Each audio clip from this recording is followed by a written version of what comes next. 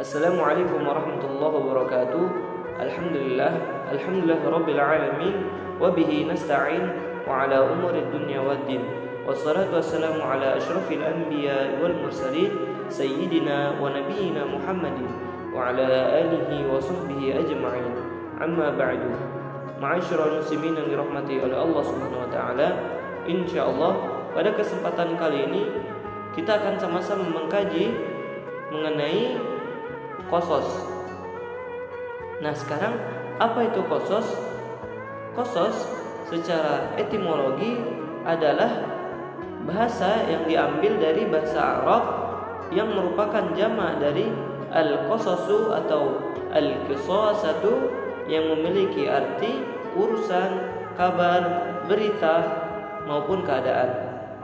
Dari Al-Qur'an, Qasas bisa diartikan bekas cerita atau mencari jejak. Sekarang secara terminologi,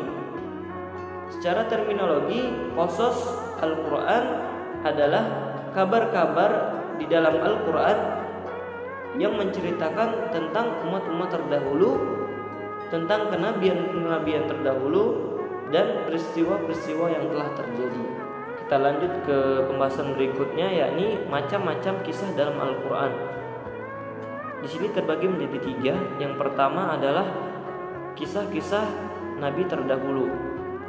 Nah, kisah-kisah Nabi terdahulu ini di dalamnya terdapat informasi-informasi mengenai dakwah mereka terhadap umatnya, lalu mukjizat-mukjizat yang memperkuat dakwahnya, dan terakhir itu adalah sikap orang-orang yang memusuhinya, yang diambil dari kisah Nabi Adam alaihissalam, diambil dari surat Al-Baqarah ayat 30-39, dan kisah Nabi Nuh alaihissalam diambil dari surat Hud ayat 25-49. Nah, yang kedua adalah kisah-kisah umat terdahulu.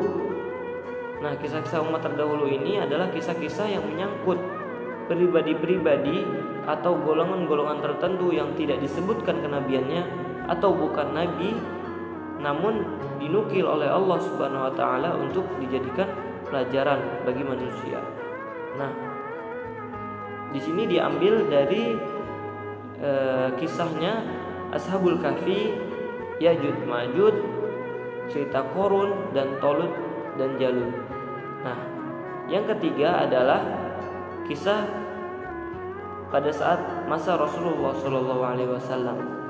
Nah, kisah pada saat masa Rasulullah SAW itu contohnya adalah peristiwa burung ababil.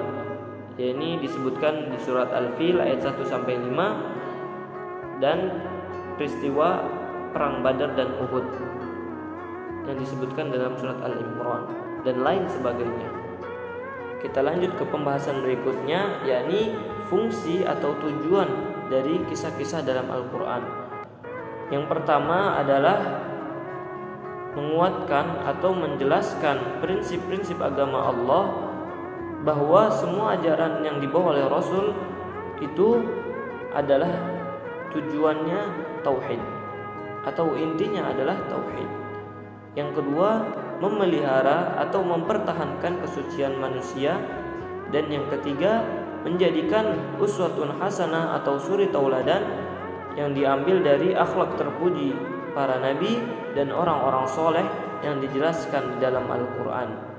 Pembahasan berikutnya yakni hikmah pengulangan kisah-kisah dalam Al-Quran, terbagi menjadi 3. Yang pertama adalah menguatkan benak terhadap substansi kisah tersebut. Yang kedua adalah menjelaskan tingkatan balaghah dalam Al-Quran yang sangat tinggi. Yang ketiga adalah menguatkan makna peristiwa tersebut terhadap benak para pembaca Al-Quran. Cukup sekian yang dapat saya sampaikan.